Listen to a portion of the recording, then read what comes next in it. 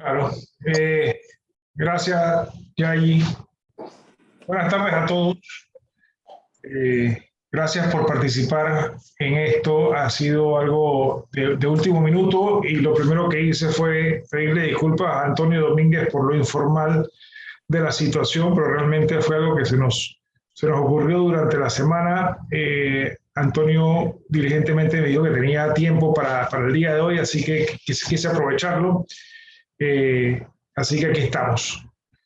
Antonio, pues pudiese ser la definición de lo que es hecho en Panamá. 26 años y 2 meses en AP Moller Merckx. Comenzó en Panamá y ha escalado a las más altas posiciones. Ha estado en diferentes puestos de dirección y ahora está en Panamá dirigiendo todo lo que es el Caribe. Y por favor, si me equivoco, ahora me corriges, Antonio. Ha estado por muchos puestos de Merckx y es un gusto tenerlo aquí. Vamos a ver un tema muy delicado. Hace unos meses estuvimos viendo esto con Juan Carlos Croston, que hicimos una presentación. Ahora va a estar Antonio hablándonos de estos congestionamientos que existen en los puertos, las posibles soluciones, cómo él lo ve desde su perspectiva.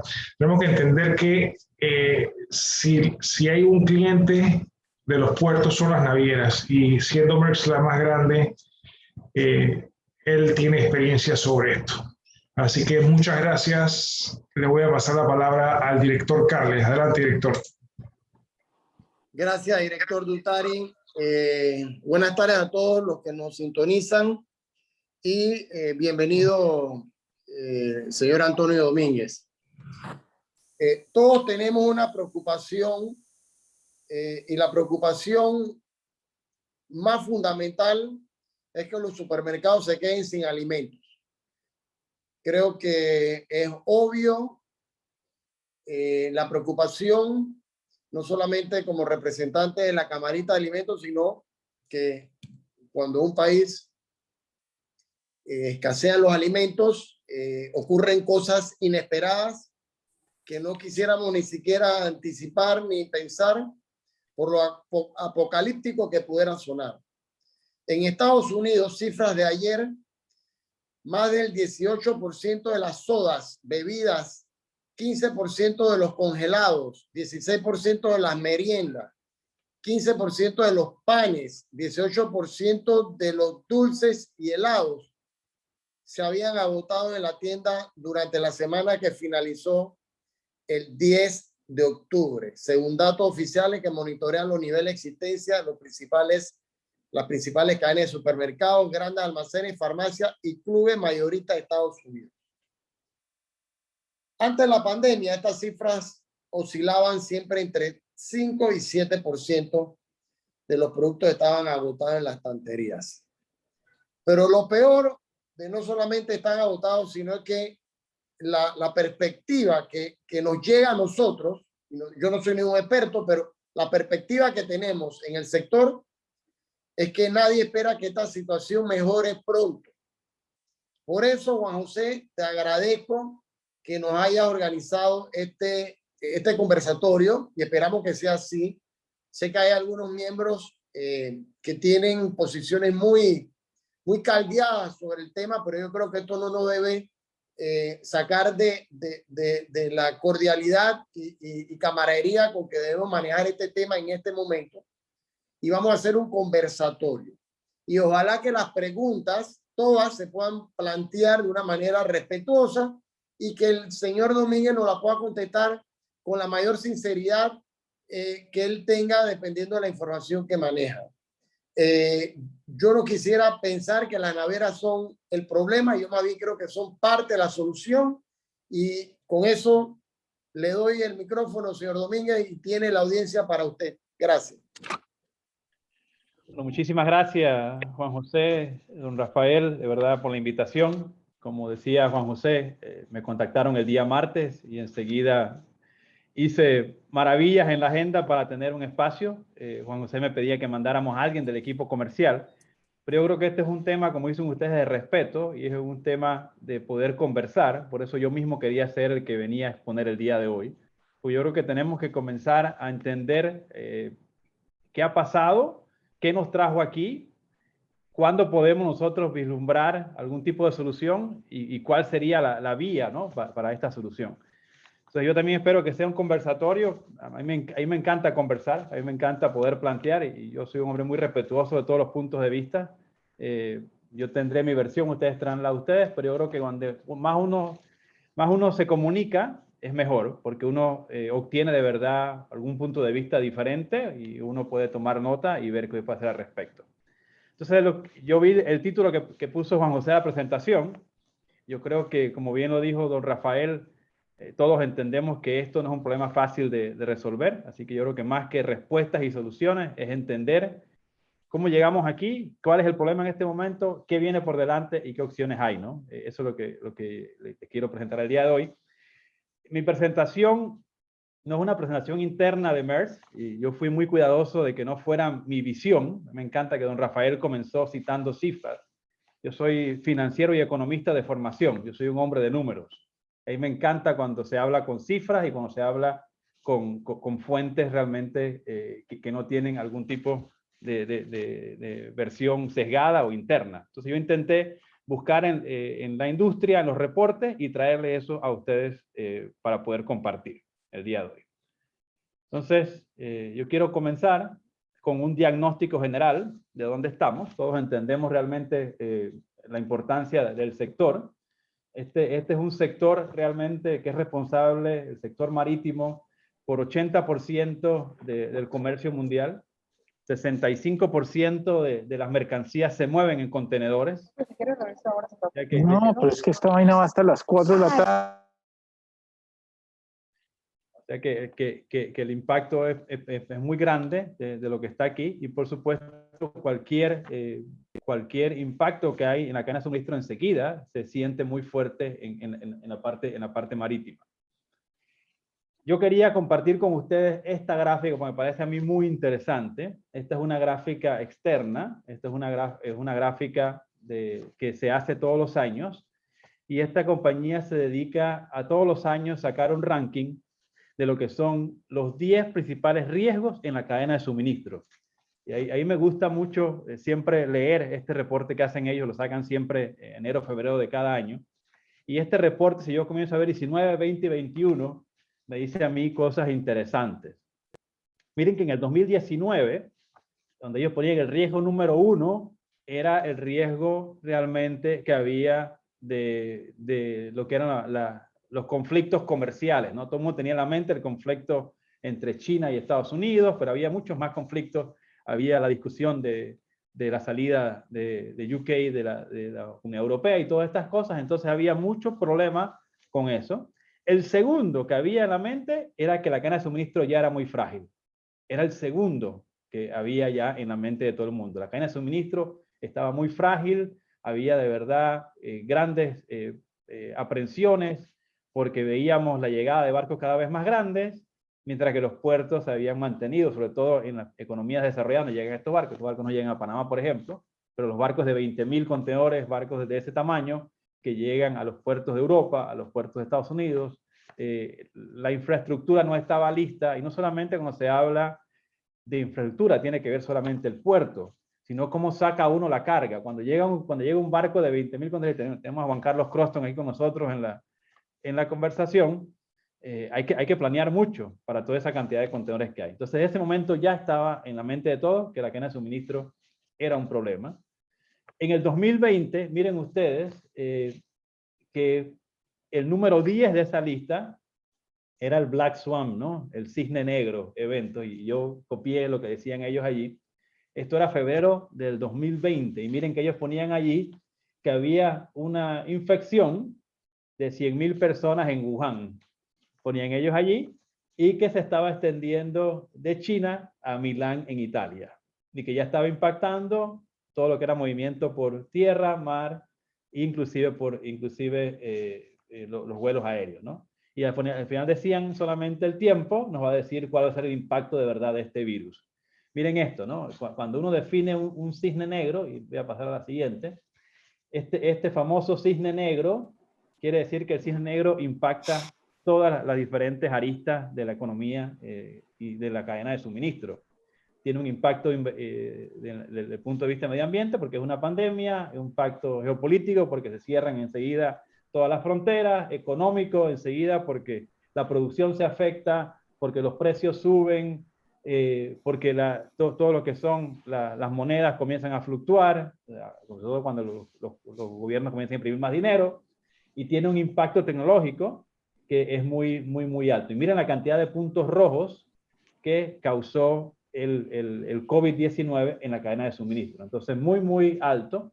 Y en la parte tecnológica, lo ven acá, regreso quizás a la anterior, cyber attacks ya era el número uno, era el riesgo número uno que había en el 2020 en la mente de todo el mundo. Mi compañía pasó por un ataque cibernético en el 2017 que nos dejó fuera de operaciones por una semana. Manejamos esta compañía mundial a base de chats y hojas de Excel. Y fue realmente un esfuerzo heroico de nuestra gente para mantener esta compañía andando. Después que nos bajaron por completo todos los sistemas que tuvimos, aprendimos mucho de eso.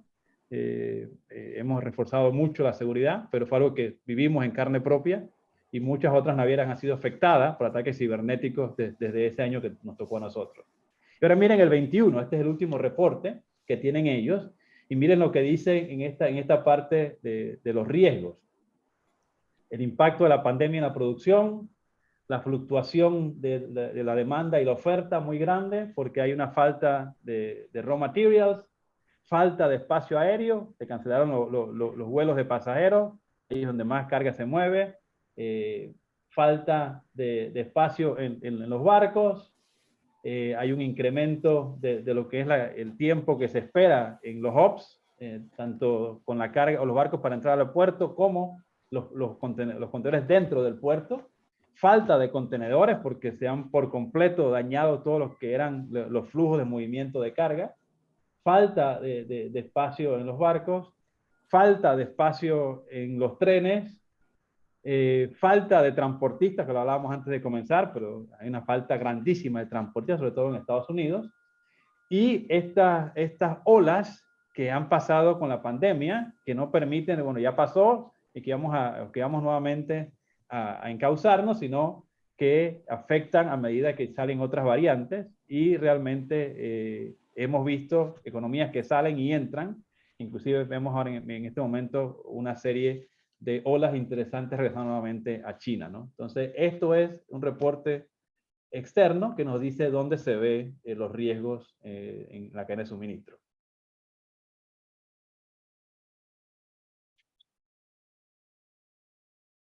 Pero, ¿qué nos trajo aquí? ¿Por qué en el 2019 ya veíamos una cadena de suministro realmente que teníamos ya temor de lo que estaba pasando? Y yo quería ahondar un poco en eso. ¿Por qué nos llevó a eso? Esta gráfica que ven ustedes aquí es la gráfica del GDP mundial del 2001, disculpen, 2001 debe ser allí, 2001 hasta el 2022, hay un error en el título, 2001-2022. Y si miran ustedes el GDP global, miren la cantidad de puntos rojos versus puntos verdes que hay en esa gráfica. Inclusive, miren los últimos años, 18, 19 y 20, ya el 20 es la pandemia, pero miren los años anteriores, 18 y 19, realmente donde comenzamos a ver que la economía estaba realmente preocupada. En Panamá sabemos lo que estaba pasando en la economía nuestra en esos años y no escapaba el resto del mundo. Entonces ya sabíamos que había una caída fuerte de lo que era el comercio mundial, sobre todo había el impacto también de las guerras económicas, el cambio de los diferentes patrones de movimiento de carga, y eso traía mucho temor a la cadena de suministro. ¿Qué acciones se tomaron al respecto? Esta gráfica es muy interesante. Esta gráfica, ¿qué dice? En la industria naviera, por muchísimos años, y algo que los puertos siempre nos preguntaban, ¿cuál es su estimado para el siguiente año? ¿Cómo ven ustedes el crecimiento? ¿Qué hacíamos nosotros en la industria naviera? Uno tomaba el GDP mundial estimado, decíamos que la economía iba a crecer 3%, y uno multiplicaba por 3. Uno estaba tranquilo, ok, si va a crecer 3% de la economía mundial, Yo multiplico por 3, entonces el crecimiento del comercio debe ser 9%. Esa es la regla que se usó por muchísimos años en la industria, y con esa regla se hacían las inversiones en la industria. Nosotros comprábamos barcos, nosotros comprábamos contenedores, hacíamos toda la adecuación de servicios, creábamos rutas, basado en crecimiento mundial por 3. Esta gráfica la dice a ustedes qué pasó con esa idea de crecer realmente por 3. La barra azul es el comercio mundial, la barra naranja es el GDP. Claramente ven ustedes que no hay un multiplicador de 3 para nada. Ese multiplicador desapareció. Y comenzamos a encontrar multiplicadores de 1 o de 1,5. Cuando había ese boom de que se multiplicaba por 3, se hizo muchísima compra de barcos. Se compró una cantidad de barcos increíble que comenzaron a entrar al mercado, y por supuesto cuando cae el comercio mundial quedas con muchísimo espacio vacío en los barcos, y eso llevó realmente a una situación muy difícil en la industria. Como decía Juan José en su introducción, yo tengo una carrera por muchos países, me tocó a mí la peor crisis económica que ha tenido Brasil en su historia. Yo fui gerente de Sudamérica del 2016 al 2019 y me pasó toda la crisis económica en Brasil. El flete de Hong Kong a Santos era $50. Eso pagaba un comerciante en Brasil que quería mover un contenedor. $50. Nosotros teníamos una broma que costaba más el mensajero para llevar los papeles de Sao Paulo a Santos que el flete. En ese mismo año, el flete de Asia a Europa era menos negativo $75. Solamente nosotros cobrábamos en ese momento el bunker, que era lo que se le cobraba a los clientes. Entonces, ese impacto de esa cantidad increíble de barcos y de espacio con la economía cayendo, oferta y demanda, hizo que los fletes se desplomaran. Entonces, esos son 2 ejemplos que quería ponerles aquí en eso. ¿Qué hizo eso? Eso que ven ustedes aquí, y esta gráfica, a mí me gusta mucho verla porque esta gráfica es la industria naviera en el año 2000. Esto es el año 2000, miren ustedes, el ranking de industrias, de empresas navieras ese año. La capacidad nuestra, por ejemplo, en ese momento de Maersk, que era Maersk, que habíamos comprado ya Sealand en el 99, y teníamos SAS Marine, que la habíamos comprado en África. Entonces las 3 compañías nuestras, Maersk, Sealand y SAS Marine, tenían 682,000 TEUs de capacidad, y éramos la más grande en ese momento del mundo. Esto es el año 2000. También les quiero llamar a ustedes, comiencen a ver los nombres que están en esa lista de empresas navieras, y comiencen a pensar cuántas en su mente ustedes consiguen ver que ya no existen hoy en día. Ya sea porque quebraron, ya sea porque llegaron a una situación tan difícil que tuvieron que ser vendidas y compradas por otros. Entonces, una gran consolidación se dio en la industria debido a esta compra desmedida de espacio de barcos y la caída económica en el mundo. Entonces eso llevó a la quiebra. Hubo compañías que se fueron por completo a la quiebra y desaparecieron. Ni siquiera pudieron ser vendidas. Compañías que están en esa lista, que aún usted ve contenedores regados por todas partes del mundo porque por completo quebraron. Fue un desastre, con gente que se quedó con carga tirada dentro de los puertos que nunca pudieron sacar y tuvieron que ir a impulsar procesos legales porque las navieras quebraron. Y muchas de allí fueron vendidas. Por ejemplo, si ven la tercera en la lista, es P&O Nedlloyd, es una compañía que Maersk compró en el año 2005. Entonces comenzamos a ver la consolidación en la industria marítima. Esta es la imagen de los 25 mayores operadores de las empresas navieras en el día de hoy. Esto es el mes pasado. Este es el último ranking que está allí. El último ranking. Y yo quiero llevarlos a 2 cosas. Miren la expansión realmente en la capacidad. Si veían en el reporte anterior, Maersk tenía 682,000 TEUs de capacidad. Nuestra compañía tiene 4.2 millones de TEUs de capacidad hoy en día. Y esto es el reporte de septiembre del 2021. Si usted veía en este reporte, en enero del 2021, la capacidad nuestra era 4 millones de TEUs. Entonces, ¿qué hemos hecho nosotros? Hemos añadido en mitad de la pandemia 300,000 o 255,143 para ser exacto, espacios más a nuestra flota, trayendo mucho más espacios a la flota. Pero, ¿por qué si hemos traído más espacio? Y yo hablo a nombre de mi compañía, no para el nombre de más nadie, eso es muy importante. Esta es mi compañía, esto es MERS. Si MERS ha traído 255.143 espacios más este año de lo que teníamos nosotros en diciembre del año pasado, ¿por qué hay tanta falta de espacio? Fácil. El día de hoy, de estos 4.2 millones de TIU que tengo yo allí, el 14% está amarrado en algún puerto del mundo o en algún barco del mundo por más de 15 días. Entonces hagámoslo fácil, multipliquemos eso por 10 y digamos que es 10% la capacidad que yo no puedo usar. Entonces yo incrementé mi flota 253.000 contenedores, pero tengo 425 pilas atrapados en alguna parte del mundo que no se pueden mover. Entonces eso es para poner números realmente que comiencen a ver el impacto a una compañía. Esto es solamente la compañía Maersk. La siguiente gráfica es el impacto de la pandemia, ¿no? Yo creo que es muy importante saber, hablamos tanto de la pandemia, lo vemos aquí en carne viva. Panamá fue uno de los países que realmente tuvo uno de los cierres más grandes y también aún me preocupa, por ejemplo, que tengamos bares abiertos y no tengamos escuelas abiertas, por ejemplo, me preocupa muchísimo eso, el impacto de educación. Pero el impacto al comercio fue grandísimo y hay que verlo, ¿no? Y como bien decía don Rafael, uno lo ve en Estados Unidos. Yo vengo llegando de una gira de negocios por Estados Unidos con clientes nuestros que estábamos visitando y siempre en estas giras de negocios nos gusta ver también qué pasa con la economía local y una cosa que nos llamó mucho la atención a nosotros es el seguimiento que se le da a esta noticia. Por eso usted ve al presidente Biden hablando tanto de esto, porque está en todas partes. En la radio que uno escuche, el periódico que uno habla, el noticiero que uno ponga, hay reportajes sobre esto. Y está en cada comercio donde va uno. Yo estaba en un hotel en Miami, intenté imprimir un documento en el business center del hotel y decía, no hay toner debido a los problemas de la cadena de suministro, pegado encima de la impresora. No hay toner por los problemas en el supply chain. Yo, wow. Fuimos a un supermercado y decía, este producto no hay por los problemas en el supply chain. Entonces, claramente ya están los rótulos puestos y es vivo el impacto que hay a todo nivel. La persona que usted hable sabe del tema. ¿Qué hemos visto nosotros?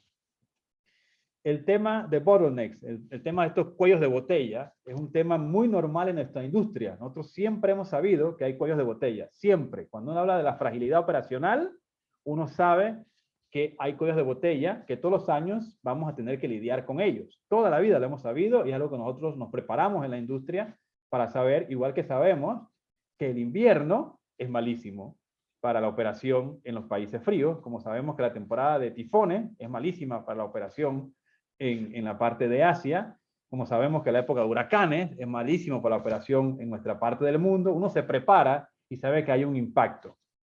Yo le quiero decir que en el año 2019, cuando uno veía, y esto lo hace un third party, esto no lo hace ninguna naviera, una empresa tercera, mide realmente cómo está el cumplimiento con los itinerarios de carga de las navieras del mundo. En el 2019, antes de la pandemia, el último reporte que se hizo fue enero y febrero, antes del efecto de la pandemia, la naviera número 1 en cumplimiento era Maersk en ese momento. Nosotros éramos número 1 en llegar a tiempo, en lo que les prometíamos al cliente, número 1 en el mundo, y éramos número 1 nosotros en ese momento con 85% de cumplimiento. O sea, que nosotros, el 85% de las veces llegamos el día y que le prometíamos al cliente que íbamos a llegar. El día de hoy, el último reporte también de esta compañía externa que mide, también seguimos siendo número 1 en el mundo todavía, pero somos número 1 en el mundo con 38% de cumplimiento. Miren la diferencia, de 85% a 38% y seguimos siendo la que tiene mayor cumplimiento. Entonces eso da impacto realmente de lo que ha sido la dificultad de operar en medio de la crisis. ¿Pero por qué? Estos son los global bottlenecks que nosotros, por ejemplo, nos preparamos y le quería poner quizás una gráfica interna para que ustedes supieran.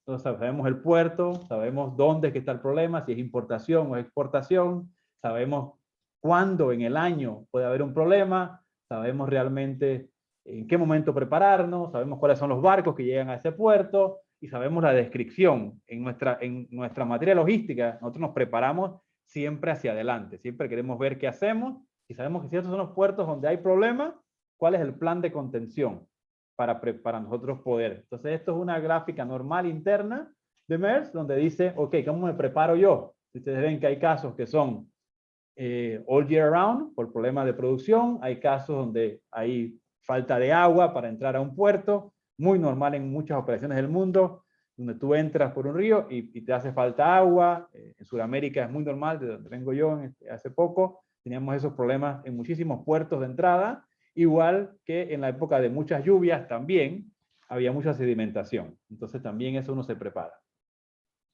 Alguien puso en los comentarios que al día de hoy la situación en Los Ángeles es la peor. Creo que fue nuestro amigo Cohen, ¿no? Que puso ese comentario que está aquí. Correcto. El día de hoy, a pesar que el presidente Biden se involucró y hizo una conferencia de prensa hace una semana, y no la hizo solo, sino que llamó a los principales clientes que usan el puerto de Los Ángeles, puso en esa llamada a Walmart, a Target, a Samsung, a UPS, a FedEx, a toda esta compañía grandísima que mueve muchísima carga. El impacto ha sido hasta el momento cero. No hay ninguna mejoría todavía en la operación. Hoy ha sido el peor día de barcos esperando. Hay más de 80 barcos esperando para entrar al complejo de Los Ángeles Long Beach. Entonces está peor que nunca, a pesar de que el puerto ya dijo voy a trabajar fines de semana, voy a trabajar 24. Si ustedes preguntarán por qué. ¿Dónde están los transportistas? ¿Quién saca la carga del puerto? ¿Cómo logramos nosotros que lleguen y saquen allí? En Estados Unidos se estima que hay una falta de 10.000 operadores terrestres para sacar la carga de los puertos. Entonces eso es un gran problema. ¿Qué más estamos viendo? Además de Los Ángeles, ¿dónde hay en este momento bottlenecks que son nuevos? Todo el sur de China es un gran problema. Es un gran problema y tenemos en este momento todo el sur de China, aparte afectado, porque China también es uno de los países que firmó el Acuerdo de París y también tiene que comenzar a reducir su huella de carbono, y mucha de la energía en China se utiliza por carbón.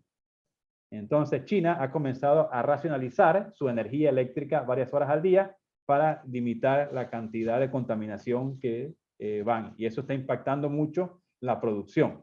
También tenemos que en las últimas semanas han estado nuevamente saliendo casos en varios puertos de China, y lo que hacen en China es que por completo paran la operación. Entonces, cuando paran la operación en un puerto de China, nos tenemos que mover a otro, eso congestiona el siguiente, se crea un backlog en el puerto donde estamos, y como ven ustedes allí, aparte de China, Oakland es un problema. La gente pensó, bueno, si no puedo entrar por Los Ángeles, me voy a Oakland. Oakland ya se saturó, tampoco es una entrada.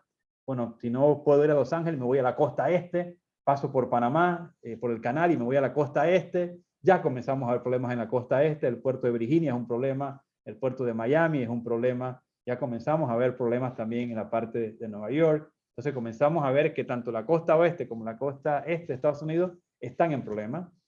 Con el movimiento de la carga de China, que estaba con cierres, y también con comenzar a buscar otras cadenas de suministro, los puertos normales donde se mueve la carga para producción, Indonesia, Vietnam, Turquía, también están con grandes problemas en este momento. Usted no consigue espacios de Turquía, por ejemplo, a Panamá, en este momento en ningún barco. Todos los barcos están cerrados para carga a Panamá hasta diciembre. Es increíble, no hay un solo barco disponible en este momento, están todos los espacios cerrados en este momento. México ya comienza a ser un problema, por lo mismo, Los Ángeles está cerrado, me voy a Lázaro Cárdenas, y por Lázaro subo a través de la frontera, ya sea por tren o por truck, y voy a Estados Unidos. En Europa, Rotterdam ya es un problema. ¿Qué decir de Londres? Londres tiene una situación muy, muy difícil, desabastecimiento muy grande, la salida de ellos de la Comunidad Europea, muchos transportistas se fueron del Reino Unido durante la pandemia, y ahora que pueden regresar, la Comunidad Europea tiene ahora reglas distintas, no pensaron en eso, no quieren regresar, entonces hace falta una gran cantidad de transportistas en Londres. Tiene por completo el puerto de Londres, ahora se movió la carga al puesto de Felixstowe, ya comenzamos a ver problemas en Felixstowe también, entonces comenzamos a ver grandes problemas. Barcelona ya es otro problema grande, y señores, el invierno está llegando, ¿no? El invierno es la peor temporada para operar en Europa, y tenemos nosotros grandes problemas también por delante en estos puertos. ¿Qué decir del crecimiento? El crecimiento y la salida de la economía ha sido completamente dispar. y lo dijimos nosotros. Yo recuerdo que con Juan Carlos participamos juntos en una charla. El año pasado comenzamos Juan Carlos y yo a participar juntos y a hablar del efecto de estas cosas. Y en una charla que hablábamos de la tormenta perfecta, y tanto Juan Carlos como yo coincidíamos que tenía mucho que ver con el efecto de la vacuna, ¿no? Que tan rápido pudiera llegar la vacuna y pudiéramos de verdad comenzar a reactivar la actividad económica. Si uno ve la actividad económica en los países que tuvieron acceso a las vacunas más rápido, se ha mejorado mucho mejor que en los países que no han tenido acceso a la vacuna a la misma velocidad que los países desarrollados. Entonces, uno ve por completo dispar el crecimiento que hay entre unos y otros. El Recovery Index, aquí le quise poner el Q4 del 2021, y lo que nosotros pensamos puede ser el Q4 de 2022. Entonces, la proyección que hay, como ven aquí, también esto no es MERS, le pongo siempre la fuente abajo, esto es Euromonitor International, esta es la proyección que hacen ellos.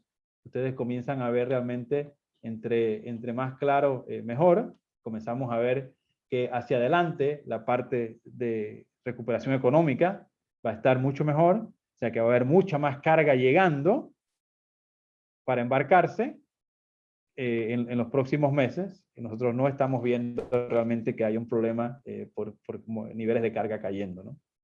Aquí le quise poner un par de ejemplos de las economías de Latinoamérica importantes y quizás rescatar el ejemplo de México. México por los últimos 8 meses ha sido el socio comercial número 1 de Estados Unidos, reemplazando a China. Eso es un claro indicador de que lo que decíamos que iba a pasar desde ya hace 2 años, que a raíz de esta guerra comercial se iba a comenzar a mover todo lo que era el sourcing para Estados Unidos y otros países, se ha visto realmente incrementado con los problemas que hay en la cadena de suministro, y la gente ha comenzado a encontrar otros países realmente donde yo pueda comenzar. México tiene una planta de manufactura muy alta y por supuesto han capitalizado y son el socio comercial número 1 de Estados Unidos. Pero por supuesto hay otros países que pueden comenzar también a encontrar un beneficio de esa idea de acortar mi cadena de suministro, ¿no? Yo creo que Panamá tiene un rol que jugar en ese respecto. Y quise poner esto aquí porque esto es algo que nosotros comenzamos a ver y lo sentimos, por ejemplo, en la gasolinera, y by the way sube hoy nuevamente. Miren esta gráfica, y se la quise poner aquí, 70 años de impacto del precio del petróleo. Si estamos viendo crecimiento económico, en el siguiente año el precio del petróleo va a seguir subiendo. Eso lo podemos nosotros ver en la gráfica ya. Entre más producción hay, recuérdense que la OPEP siempre se reúnen y hacen sus acuerdos en cortar o aumentar producción, y estamos viendo nosotros que ellos tienen un target de precio que mantener por el barril para sus economías, y lo que estamos viendo es que el precio va a seguir subiendo.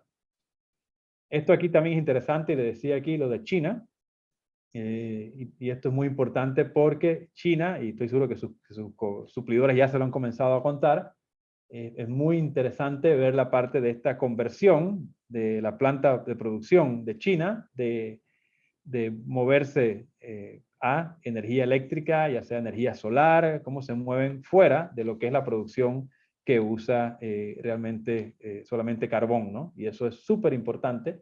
Y miren ustedes que eso está, y esta es la fuente de Economist. Eso es lo que está creando que China tenga racionamiento en este momento para producción en sus fábricas. Y esto es súper interesante. Cuando yo estaba en el peor momento de la crisis en Brasil, una de las gracias cuando estaban estos fletes a $50, por supuesto que queríamos nosotros mandarlo lo mayor posible, comenzamos a convertir muchísima carga que no se movía en contenedores, que se movía en barcos graneleros, otra cosa, la comenzamos a convertir a moverse en contenedores. Comenzamos a transformar movimiento de algodón, comenzamos a transformar movimiento de soya, movimiento de maíz, todas esas cosas se comenzaron a mover. Azúcar, que toda la vida ha sido movida en granelero, se comenzó a mover a contenedores. El precio era tan bueno, le daba tanta ventaja al cliente poder mandar su embarque en contenedores, y los barcos eran tan viejos ya, con el precio del petróleo tan alto, que era muy atractiva la oferta que estaban haciendo las navieras de convierte tu producto a contenedor, te llegan la cosa escalonada, y realmente hubo un boom En ese momento yo conseguía alquilar, si quieres poner coloquialmente el término, chartear un barco para que operara mi carga en Brasil a $1.500 el día. Yo alquilaba un barco. Y yo alquilaba ese barco por viaje, si tenía una operación que era solamente un viaje, digamos que un cliente quería mover madera, yo alquilaba el barco y lo movía ese embarque de madera y listo. O era una temporada, por ejemplo, la temporada completa de algodón, y yo alquilaba por 3 meses la temporada de algodón y el cliente. Yo pagaba $1.500 por día al alquiler de ese barco y lo charteaba por 3 meses, digamos, ningún problema. Hoy en día, ese mismo barco que charteaba yo cuesta $150.000 el día, chartear ese barco, y nadie me lo da si yo no hago el acuerdo por 3 años. Entonces, un incremento también altísimo en lo que es el costo de barco. ¿Se acuerdan? Aquí como panameños hablábamos que los barcos Panamax, estos barcos que utilizaban el canal no ampliado, iban a desaparecer. Los barcos Panamax son los que están ahora mismo más demanda en el mundo. Todo el mundo quiere alquilar Panamax. Y es increíble el precio por los cuales se están alquilando unos barcos que pensábamos hace poco que iban a desaparecer. Y eso también ha llevado a cambiar esta dinámica, sobre todo porque nos damos cuenta que estos barcos grandísimos de 20.000 contenedores, los puertos no están listos para operarlos, ha llevado a cambiar el tamaño de los barcos que se están pidiendo ahora. Miren ustedes los barcos que se han pedido y lo que es la orden de los barcos, la mayoría está en el rango de 14.000 a 17.000 contenedores. No son barcos grandes como se estaban pidiendo antes, ¿no? Y están también cambiando mucho la madera que los barcos están fabricando, cambiando el diseño del barco. Y quizás a futuro, si el diseño es interesante, quizás podría también apoyar a Panamá con que estos barcos puedan pasar. Yo creo que no nos hemos dado cuenta mucho, pero el barco modelo que teníamos para las esclusas del Canal de Panamá ampliadas versus lo que está transitando hoy en día son barcos que tienen mucha más capacidad de lo que se pensó inicialmente ese tope de 11.000 contenedores máximo, ¿no? Estamos necesitando barcos más grandes y va por el cambio que se dio en la construcción de los mismos. ¿Y qué podemos esperar? ¿Qué podemos esperar nosotros? Y esta es la gran pregunta, ¿no? Yo quería nuevamente rescatar, y esto es nuevamente una fuente externa, no es mi visión, no es la visión de mi compañía, pero la compartimos. Esto es un estudio que se hizo donde le preguntábamos a la gente que fabrica, a las compañías más grandes, los ejecutivos de las compañías más grandes, ¿qué esperan ellos que pase en su manufactura? ¿Cuáles son las cosas que ustedes tienen que prepararse? Y lo principal era abandonar la política del just in time. Nuestra industria trabajó con just in time, abandonar bodegas, nadie quería inventario, todo el mundo iba al mínimo posible, todo el mundo quería que la carga llegara al último día para abaratar costos, todo el mundo quería comprar en China porque era el costo más barato. Eso se acabó. Todo el mundo está yendo a just in case. ¿Cómo yo estoy preparado en mi cadena de suministro? Por si algo pasa, por si otro cisne negro ocurre, y por supuesto que va a pasar. Por supuesto que este no es el último cisne negro que nos va a tocar, y la gente se ha movido de just in time a just in case. Yo visité 15 clientes en Estados Unidos en estos días que tuve, y todo el mundo lo que me decía era, ayúdame a bajar a incrementar la resiliencia en mi cadena de suministro. ¿Cómo yo logro con redundancia, cómo yo logro con otros tipos de mover la carga a poder encontrar soluciones? Entonces ese era el enfoque más grande. 70% de los que respondieron decía que había un enfoque en lo que era el sourcing, de moverse del costo más bajo, del precio más bajo que conseguían, a que llegara la carga a tiempo. 62% de los que respondían decían que estaban de just in time y estaban abandonando ese modelo. 43% decían que no iban a seguir comprando en China, que estaban buscando dónde más comprar. Por supuesto, se movieron de China a Vietnam, de China a Indonesia primero, y ahora están buscando otros países para producción. Y 42% estaban buscando realmente cómo tener más visibilidad de su carga. Era algo que muchas compañías te daban reportes en hojitas de Excel, y la gente quiere en tiempo real ahora. ¿Cómo le meto yo tecnología a esto? ¿Cómo yo sé realmente cuál es mi atraso? Cuando llega a dónde está, yo quiero tiempo real, quiero saber qué está pasando con toda mi cadena de suministro. Eso es lo que había en la mente. ¿Qué otras cosas están pasando? Realmente la tecnología está llegando muy, muy fuerte. Está llegando con que todo el mundo quiere la información en tiempo real y quieren información completa y quieren inteligencia artificial y quieren machine learning y quieren que la máquina te diga a ti, bueno, aquí hay una banderita roja. ¿Qué hago? ¿Cuáles son las opciones que hay para esa banderita roja? Eso es súper, súper importante. Igual los procesos mucho más robustos y encontrar también el partner indicado, el partner que pueda llevar. ¿Cuáles son los trends y los predictions que estamos viendo nosotros hacia adelante? Completamente de acuerdo con Rafael, la falta de espacio se va a mantener. ¿Y por qué? Porque cuando las navieras quebraron, se dio por completo este gran problema que hizo por la gran cantidad de barcos que hubo y comenzamos a entender que no se multiplicaba por 3, sino que se multiplicaba por 1. Y comenzamos a ver la economía cayendo antes de la pandemia, 17, 18, 19, todo el mundo paró de comprar barcos. Dijeron, no más barcos. Entonces la pandemia nos agarró realmente con muy pocos barcos en ordenados, y cuando llegó los problemas de la pandemia y comenzamos a ver esta gran carga que se mudó de aéreo a marítimo, porque recuerden que las aerolíneas quedaron cerradas mucho más tiempo que el marítimo, y mucha carga se mudó de aéreo a marítimo, entonces comenzamos nuevamente a hacer entrega de barcos. Un barco no se entrega de un día para otro. Estamos hablando de 3 años antes de que los barcos se entreguen. Los barcos van a estar comenzando a ser entregados a final del 22 y la gran capacidad entra en el 2023. Eso es lo que están los astilleros que va a ser entregado. Ustedes pueden revisar y los invito a que hagan Alphaliner, es una gran fuente de información en la industria marítima. Cada mes Alphaliner le dice a ustedes cuántos barcos ha comprado cada compañía marítima, cuál es el tamaño de cada barco y cuándo se entrega ese barco. Lo pueden encontrar, todo está allí visible, ustedes lo pueden ver que todo va a estar siendo entregado final de 22, 2023. Continúan los problemas con la carga aérea, continúa habiendo falta de espacio. Muchas compañías han intentado organizar ayudas aéreas. Nosotros aquí en Panamá hemos comenzado a ofrecer servicio aéreo. Muy pocas personas saben, pero Maersk tiene una compañía aérea también, Star Air, una compañía que se dedica a mover carga aérea. Maersk ha estado en movimiento de carga desde 1977, que teníamos una compañía que se llamaba Mercantile, y Mercantile se movió de esa parte, se movió a Maersk Logistics, después se movió a Danco, y ahora es Maersk Logistics and Services. Entonces, desde esa época hemos tenido estas compañías, comenzamos con Maersk Air, y ahora se llama Star Air, y a Panamá estamos ofreciendo ya movimientos de carga aérea que nosotros podemos coordinar, ya sea multimodal, ya sea Sea Air o Air Sea, como ustedes quieran, todo eso lo está haciendo nuestra compañía. Entonces los problemas continúan, hay falta de espacio, estamos intentando ver cómo seguimos ayudando a los clientes que nos están pidiendo ayuda de última hora. China va a continuar con sus problemas en la parte energética, va a continuar de verdad el movimiento hacia encontrar fuentes diferentes de poder lograr comprar otros productos en otros países, que sea más corto el movimiento. Va a haber muchísimo más incremento de usar multimodal. Nosotros comenzamos hace años con el caso de los espárragos, por ejemplo, que venían de Perú, en que los espárragos venían de Perú a Panamá en barco y de aquí los volábamos enseguida a Miami o a Estados Unidos a que se compraran. No tienen idea la cantidad de productos que estamos haciendo hoy en día que están moviéndose eso, sobre todo en la parte de productos perecederos. Muchísimo Sea Air se está coordinando, muchísima carga que viene del sur está pidiendo que pare aquí el embarque y se mueva realmente a Estados Unidos de una manera más rápida.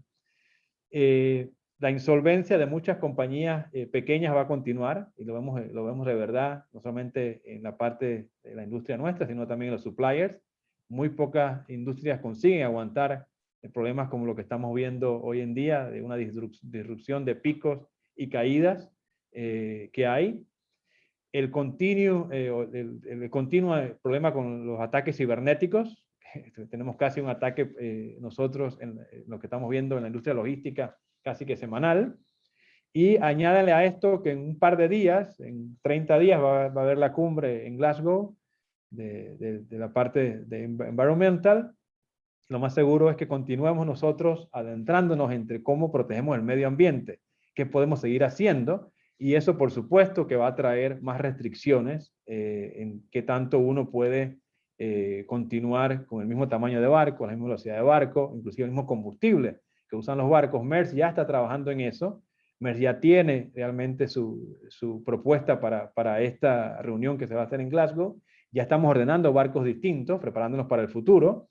Ya ordenamos barcos que se mueven con metanol, y el hecho que lo puse aquí es nada más para decirles a todos que Maersk ya ordenó barcos con metanol, y para mí esto es una oportunidad de negocios grande para América Latina. Si Maersk está diciendo que tengo 730 barcos y que el combustible del futuro es metanol y que no hay compañías que producen suficiente metanol, este barco pequeño que compramos, que está siendo entregando, va a ser entregado en el 2023, que lo ven allí la ruta que va a tomar, ese barco necesita 10.000 toneladas de metanol al año para moverse. Cuando lo mandamos a hacer, no había suficiente metanol disponible para él. Conseguimos que una compañía en Dinamarca viera la oportunidad de negocio, pusieron una planta de energía solar y va a comenzar a producir metanol para este barco. Entonces este barco ya lo tenemos cubierto. Este barco, esa compañía que hicimos, ya va a producir suficiente metanol para que este barco se mueva. Este barco es un barco de 2.100 TEUs, barco pequeño, un barco que puede operar aquí en América Latina tranquilamente. Este otro barco, que está acá, compramos 8 barcos, que van a ser entregados en 2024. Los barcos son de 17.000 contenedores cada uno. Para estos barcos moverse, hay que comprar 35.000 a 45.000 toneladas al año de metanol. Y aquí nada más son 8. Y tenemos 730. Entonces aquí hay una gran oportunidad de negocio. Los países que tienen mucho sol, la planta que pusieron en Dinamarca es una planta que produce metanol con energía solar. Yo creo que aquí tenemos muchísimos nosotros desechos que podemos transformar. Tenemos agua, tenemos sol, tenemos aire. Son muchas cosas para comenzar a producir biometanol. Muchísimas gracias por escucharme. Adelante, cualquier pregunta que tengan. Muchas gracias, Antonio. Muy interesante. Tengo muchas preguntas muy orientadas a la parte logística, que es mi fuerte, pero no las quiero desviar para el lado de allá. Pero te voy a hacer una primera pregunta. En la costa oeste había un plan, como bien lo conversamos al principio, pero también te escuché decir que no han surgido efectos. ¿Hay alguna razón? ¿El puerto no ha comenzado a trabajar 24/7? ¿Algo aparte de la carencia de conductores que haya afectado que se pueda desalojar ese puerto? Sí, excelente pregunta, ¿no? Yo creo que en Estados Unidos, así como les decía a ustedes, que yo en cada lugar que iba, veía que decía, hace falta este producto por los problemas en la cadena de suministro, también veía por donde yo fuera, donde yo inclusive manejando en el auto, en la autopista, billboards en la calle que decían, we are hiring. Entonces, la mano de obra en Estados Unidos es un problema grandísimo en este momento, sobre todo en la parte logística. Hay una gran cantidad de empleos abiertos en este momento en todo lo que es la cadena de suministro. Eso ha hecho que sí, el puerto accedió a abrir, perfecto. Los clientes, perfecto, dijeron al menos los que se comprometieron ese día, vamos a retirar en las noches sin ningún problema, vamos a retirar sábado y domingo sin ningún problema, pero hacen falta gente en los gates, hace falta gente que llegue a buscar el puerto, hacen falta personal en los escáneres, hace falta mano de obra en este momento de Estados Unidos. Muchas gracias, le voy a pasar la palabra a Rafa. Gracias, Juan José. No, te secundo en lo referente a que esto ha sido una excelente presentación. El que no estuvo hoy aquí se perdió, diría yo, la única manera de saber a ciencia cierta lo que está pasando en la industria naviera, y de verdad que me aclara muchas de mis dudas. Ahora, tengo un par de comentarios y tal vez un par de preguntas. Comentarios. Hace 3 semanas puse un pedido de envases plásticos a Miami. Ya aquí estoy viendo en mis monitores de aquí de la oficina y de la planta, ya está llegando el truck con 2 pallets de los envases plásticos. Son envases plásticos fabricados en Miami y esa cadena de suministro veo que aún está intacta. ¿Qué me tienes que decir al respecto? Primera pregunta. Segunda pregunta. Amazon. Yo, por razones vinculadas a mi empresa, traigo algunas cosas a través de couriers y pido mucho en Amazon. Llámese productos muy específicos, productos orgánicos, materia prima muy específica, piezas, maquinarias, pequeñas partes. Tampoco he visto ninguna variación con respecto al pasado de mis suministros de piezas y partes. Segunda pregunta sería si tú ves que eso va a cambiar en los próximos días, los próximos meses. Ahí te lo dejo, Antonio. Déjeme comenzar con la segunda pregunta, porque una de las compañías que visité en mi último viaje fue exactamente Amazon. Y quisimos de verdad entender cómo veían ellos. Tuvimos un diálogo muy interesante al respecto. Quisimos ver la operación en las bodegas de ellos. Yo creo que Amazon es una compañía muy integrada. Tienen una gran flota terrestre propia. Tienen una gran flota aérea propia, tienen contratos a largo plazo con muchos suplidores. Y yo creo que esa integración los ha llevado a tener una robustez interesante en lo que ha sido su entrega de lo que prometían. Hemos visto que quizás competidores de ellos no han tenido tanta robustez. Hemos visto en esa industria de parcels que personas que prometían 2 días o compañías que prometían 2 días ahora prometen 4 días, o sea que tuvieron que variar un poco, o sea que ya vemos afectación en otros players en esa industria. Yo conversando con los ejecutivos de esta compañía les decía cómo está la producción de algunos de tus productos en China. Me decían ya están siendo afectados. Me decían ya estoy viendo el impacto de que están trabajando menos horas. Ya veo que me están diciendo 2 o 3 semanas más. Ellos están algo que tienen ellos es mucha inteligencia artificial y muchísimo algoritmo para intentar ellos mismos tener suficientes productos y saber cuándo tener replenishes de los productos que ellos ponen en su página, ¿no? Entonces eso los ha llevado mucho a ellos a ir por delante en poder comenzar a ver dónde están los cuellos de botella y comenzar realmente a posicionarse. Otro ejemplo interesante, don Rafael, fue el Coca-Cola. Coca-Cola avisó, y yo vi la bulla que hicieron en el mundo, que decía Coca-Cola se mueve a barcos de flete o barcos graneleros a mover parte de su carga. Como yo les decía, mucha de esa carga era de ese segmento. Pasó al segmento de contenedores cuando el flete se hizo muy interesante. Y lo que está haciendo es regresando ahora. El problema que hay cuando regresa ahora es que esos barcos que había en ese momento, esos barcos ya no están, esos barcos pasaron muchos a venderse o realmente fueron vendidos como scrap metal porque contaminaban muchísimo. Entonces yo sí visualizo problemas a futuro, inclusive en ese segmento. Lo que me dice usted, don Rafael, de ese caso particular suyo, creo que esa compañía que usted le compra tiene que tener muy buenos contratos con suplidores muy fuertes que le mantienen a ellos tanto el raw material, que es uno de los problemas, como la parte logística de llegar a tiempo después de la producción, ¿no? Y eso es lo que estamos viendo también en la industria nuestra. Nosotros hace 10 años rompimos un paradigma en la industria. Y es algo abierto, todo el mundo lo sabe, así que yo lo puedo mencionar con nombre y apellido. Pero Maersk hace 10 años firmó un contrato con Kotahi. Kotahi es la compañía que se llamaba Frontera antes, New Zealand Dairy Board. Imagino que muchos de ustedes la conocen, una compañía muy, muy fuerte en la parte de dairy. Pero hace 10 años Maersk firmó un contrato con esta compañía a 10 años. La gente decía, ¿cómo tú firmas un contrato a 10 años? ¿Cómo se hace eso? ¿Cómo uno logra de verdad sentarse y firmar un contrato a 10 años? Y eso fue realmente un contrato que rompió paradigmas, que nos logró. Esa ruptura de paradigmas la vemos cada vez más cercana hoy en día. Todo el mundo en ese just in time a just in case quiere robustez, quiere resiliencia en su cadena de suministro, y cada mes uno decide, ok, ¿cómo logro yo asegurarme que yo tenga espacios, que yo tenga seguridad de que mi carga va a llegar de una u otra forma?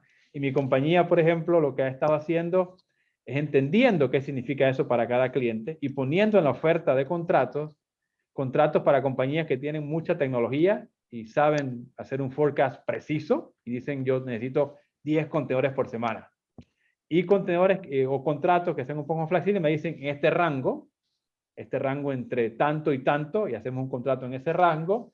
Y también un contrato que dice, oye, yo tengo este pico en tal mes. Hágame que mi contrato incluya ese pico. Entonces esos contratos se están haciendo. La mayoría de los contratos que estamos haciendo hoy en día son contratos a 3 o 4 años en este momento. Y también mi compañía decidió nosotros dar más espacio a contrato que a carga spot. Entonces, algo que hemos hecho es el cliente que tiene la capacidad de decirnos dónde están los clientes que podemos sentarnos y poder ayudarlos en la cadena de suministro. Nosotros estamos sentándonos con ellos y sacrificando la carga spot. Otro reporte que hizo la industria que comparó, dijo que Maersk es la compañía en el cual el EBIT final tiene el EBIT menor que hay hoy en día en la industria, y tiene mucho que ver con eso, una decisión nuestra de firmar contratos a largo plazo versus jugar en el spot market por una tarifa más alta. Gracias por la pregunta, don Rafael. Gracias a usted por la respuesta. Quiero abrir el compás por si alguien tiene alguna pregunta específica. Tiene micrófono. Sí, Rafa, quiero darle la palabra a Rolando. Rolando siempre tiene muy buenas preguntas y sé que está aquí. Rolando, adelante. Buenas tardes a todos. Gracias, Rafael. Gracias, JJ. Antonio, muchas gracias por la presentación. En realidad esto nos ayuda a ver con más claridad la situación, ¿no? Y no caer en asumir cosas que de repente lo que hacen es que dañan el devenir de la economía y del comercio, ¿no? Ahora, ustedes como Maersk, ¿qué proyección tienen? ¿Cuánto tiempo puede durar esto? Yo sé que es una pregunta medio muy difícil, ¿no? Pero tienen proyecciones. Yo sé que ustedes trabajan. ¿Para cuándo? ¿2022? ¿2023? O sea, ¿qué opinas de eso? Una excelente pregunta, y algo que nosotros sí aprendimos de los grandes problemas que hemos tenido en la industria fue tener un departamento fuerte de economistas que estuvieran todos los meses. Nosotros tenemos una proyección económica en la compañía. Es lo que nosotros le compartimos a nuestros clientes. Cada mes, Maersk tiene una indicación de cómo va el mercado. Nuestro departamento de economía en Dinamarca saca un reporte en base a todos los indicadores. Y lo bueno de tener la presencia que tenemos nosotros representamos 18% del comercio mundial. Estamos en 140 países alrededor del mundo. Se da mucha información. Entonces, ese reporte que ponemos nosotros nos da de verdad indicación de qué está pasando. Tenemos ese dedo realmente en el pulso bien exacto. La última indicación que tenemos nosotros es que esto se va a mantener por todo el 2022. Nosotros no vemos todavía una solución en el próximo año. Nosotros comenzamos a ver solución a final del 2022 y 2023 cuando comienza a entrar la nueva capacidad. Eso para nosotros es súper importante. Nosotros también estamos muy esperanzados en que no solamente el presidente Biden en Estados Unidos haya tomado la decisión de pedir realmente y comenzar a cambiar, sino que todos los países en el mundo comiencen a ver que esto es un problema grave. Nosotros tenemos que comenzar a encontrar cómo facilitar realmente todos los procesos en los países, ¿no? La burocracia todavía sigue siendo muy alta. Son muy largos los procesos para importar en los países. Las funciones del gobierno en los puertos no están las 24 horas del día. Entonces, ¿cómo le pedimos al puerto abrir si no están realmente el resto de las funciones que necesitamos de aduana? Nosotros vemos de verdad que el 2022 se va a mantener este problema, don Rolando. Esa es la proyección nuestra en este momento. Una segunda, gracias Antonio, una segunda, Juan José, disculpa. Este tema lo que estamos viendo que definitivamente en economía es oferta-demanda. Aquí hay una mayor demanda y una oferta baja. Es lo que nos estamos encontrando y eso nos está llevando a esta situación. A la inversa que cuando los fletes estaban a $50.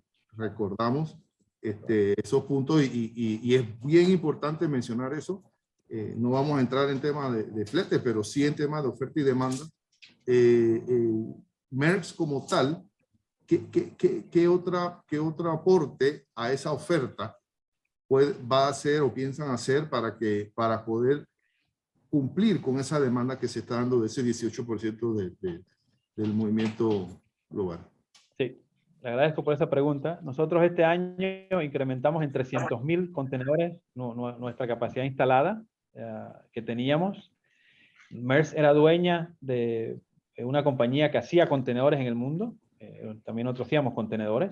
Y una de las cosas que decidimos hace poco fue que teníamos poco acceso nosotros a raw material. También teníamos problemas nosotros para tener el acero llegando y todo y fabricando las cajas.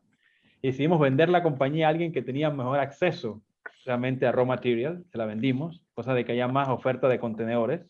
Porque también muchas de las compañías que hacían contenedores dejaron de fabricar contenedores. Entonces, esta fue otra cosa que hicimos. Otra cosa que estamos haciendo nosotros es invirtiendo en toda la cadena multimodal. Nosotros hicimos un gran cambio y estamos trayendo barcos extras a las partes que están más congestionadas. Le voy a poner un ejemplo. Los Ángeles a Centroamérica. Teniendo los barcos allá afuera por 2 semanas, ocasionó que todos los puertos que la carga salía de Los Ángeles rumbo a Centroamérica, todos los puertos realmente estuvieran con grandes retrasos y congestiones. Nosotros vimos congestiones grandísimas, por ejemplo, en el puerto de Caldera, en Costa Rica, hasta tener que dejar de parar de aceptar carga en Costa Rica en un momento.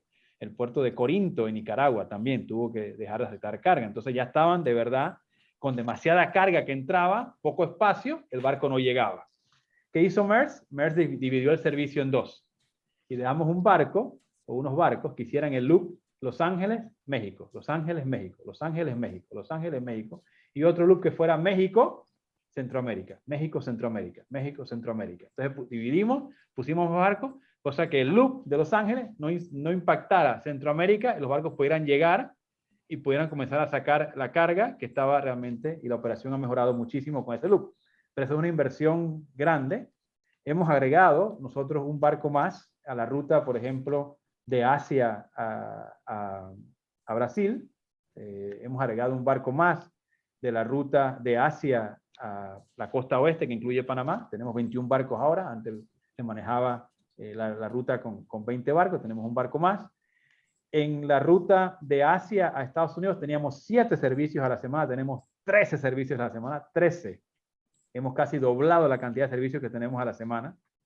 Y estamos invirtiendo, nosotros continuamos invirtiendo en la parte aérea, ¿no? También, no solamente en Europa, donde estamos con los propios aviones nuestros, sino también logrando contratos nosotros mismos para tener más acceso a darle espacio aéreo también a nuestros clientes.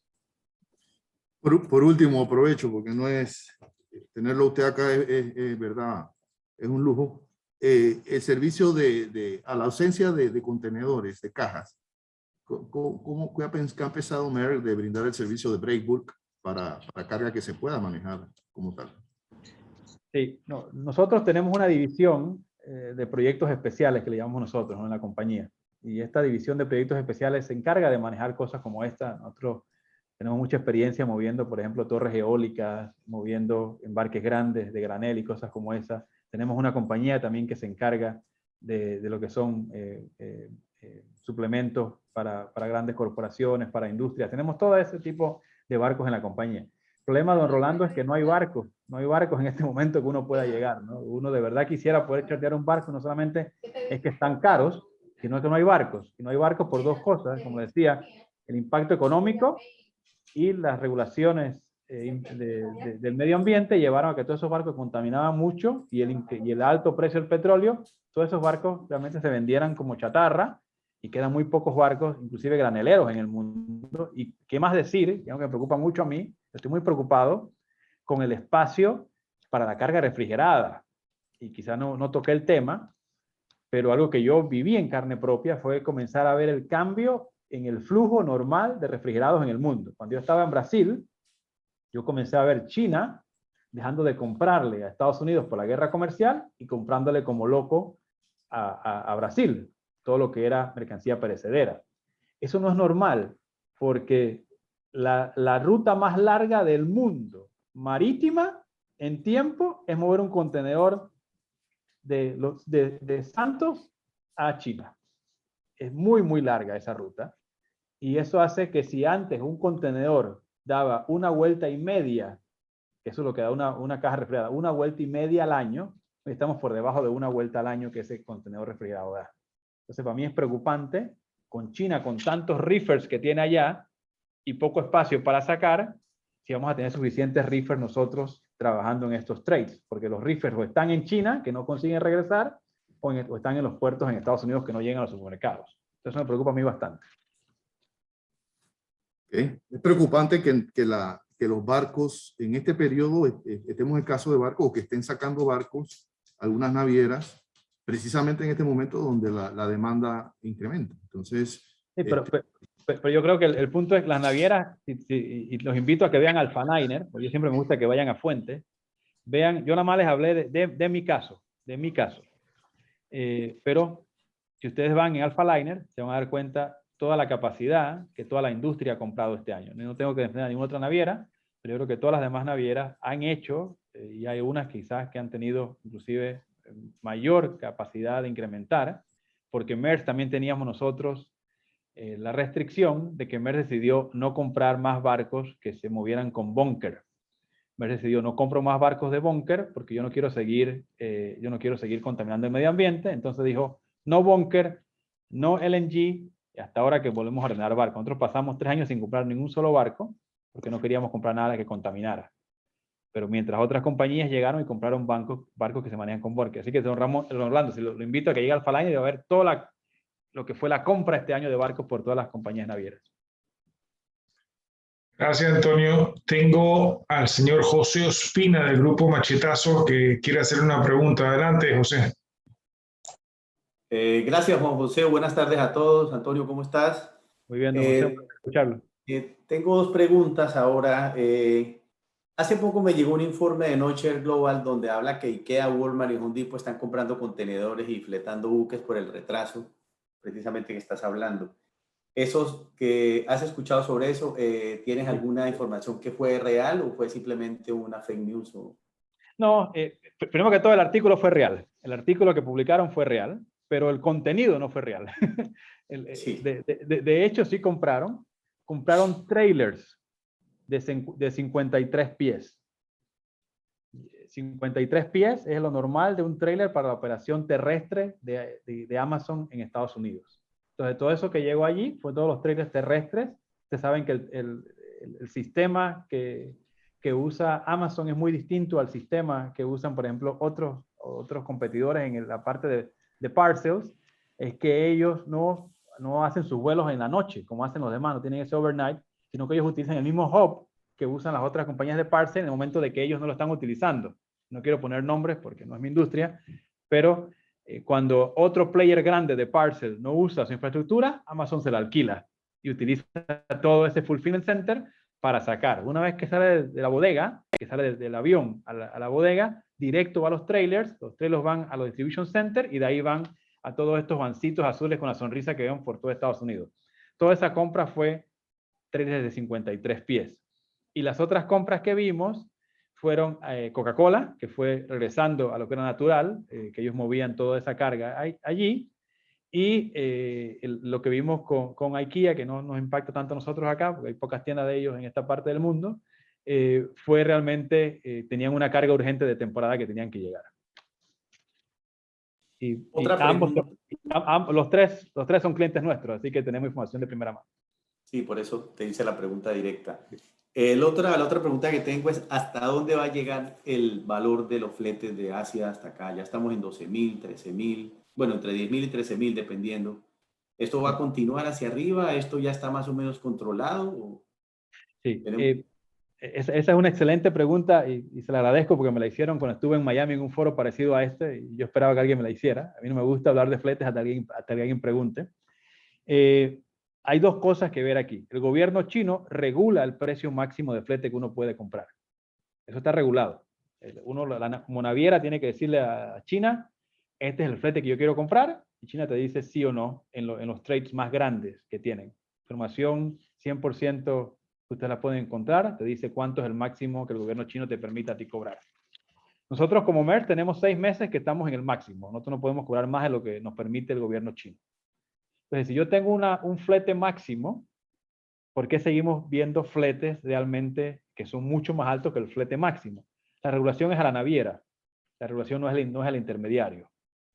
Entonces, nosotros comenzamos a ver, y Maersk en esto de comenzar a ayudar a los clientes y poner ideas, nosotros hicimos una plataforma que se llamaba Maersk Spot, que lograba que cualquier espacio que yo tenía vacío, el que fuese, inmediatamente aparecía en la página y tú lo podías comprar.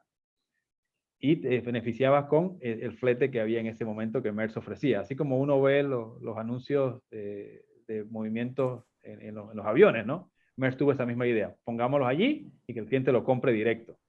¿Qué pasó? Que nosotros comenzamos a ver rápidamente que teníamos movimientos de que los fletes desaparecían en segundos. Entonces, Maersk, digamos que Maersk ponía 300 espacios y desaparecían en segundos. Y nos comenzamos a ver que había muchas compañías que habían desarrollado algoritmos que reglaban cualquier espacio que había vacío, lo reservaba inmediatamente y lo revendía. Entonces, eso fue preocupante, el hecho de que hay realmente un margen muy grande entre lo que el gobierno chino le permite a las navieras comprar y lo que los revendedores están vendiendo en el mercado por la desesperación que tienen los clientes. Entonces, la decisión de Maersk, por ejemplo, fue parar Spot por completo y comenzar a hablar con los clientes directamente. Por eso hoy en día, nosotros hemos parado el porcentaje mayor que tenemos en los barcos, hoy en día es contrato, más que Spot. Y, por ejemplo, a Panamá paramos por completo el Spot, porque teníamos ese problema que el cliente me decía, Antonio, pero tú me dijiste que la tarifa era tal, y la tarifa que tengo es este. Y bueno, pero ¿con quién es la tarifa? Ah, no, es conmigo, es con un revendedor. Y que China va a seguir regulando y China le dice todos los meses a uno cuánto uno puede cobrar. Perfecto, Antonio, gracias. A usted. Gracias, José. Gracias, Antonio, por la respuesta. Tengo aquí a Manuel Ferreira con una pregunta. Adelante, Manuel.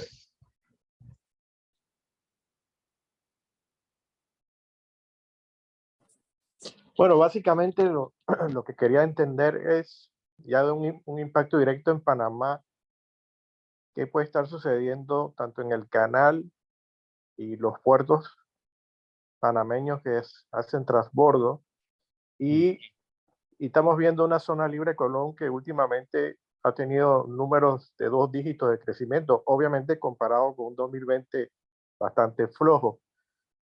¿Qué puede estar sucediendo en esta situación de la logística internacional? Gracias. Muchas gracias. Yo creo que tenemos un experto en puertos aquí en la llamada con don Juan Carlos Croston.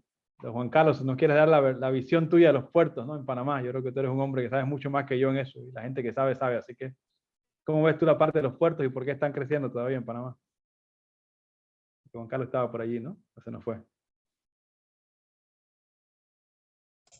Yo creo que todavía está. Yo creo que todavía está.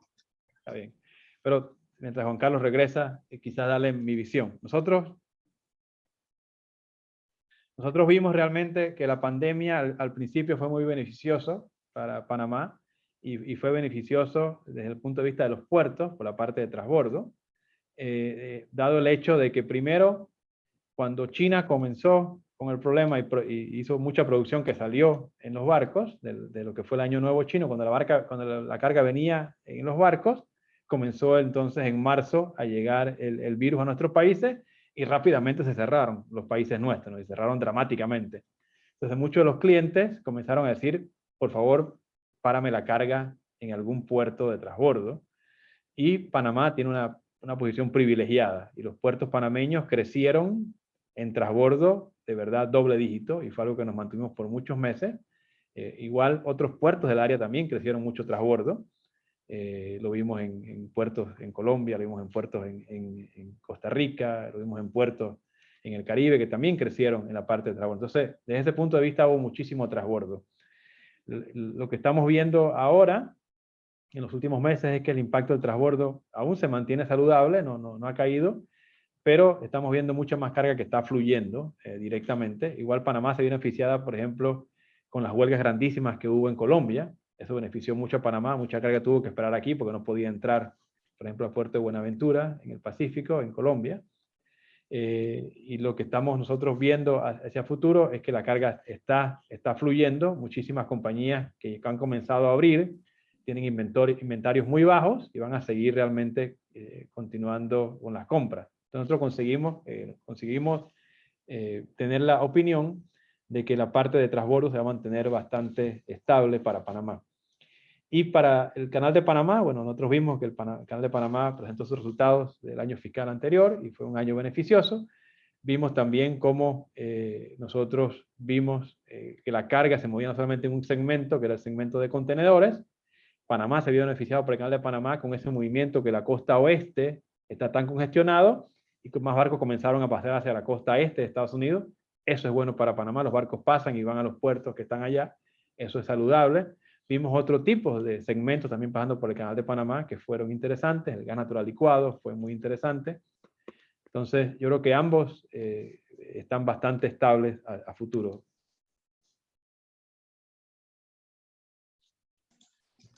Muchas gracias. ¿Y la zona libre de Colón, cómo lo ves? Sí, yo creo que la zona libre de Colón, yo comencé mi carrera trabajando en la zona libre de Colón, la caminé por muchísimos años, fue mi primer trabajo en 1995, era vendedor yo, y que la caminaba de arriba abajo, y creo que puedo ver la zona libre de Colón en los 90 cuando comencé yo, y la zona libre de Colón que hay hoy en día. Creo que la zona libre de Colón está en un proceso de transformación de lo que era inicialmente. Nosotros, como segunda zona libre del mundo, nosotros en ese momento, en los 90, teníamos un rol nuestro que era de bodega, donde la carga llegaba aquí, de aquí se mandaba a todos los países del área.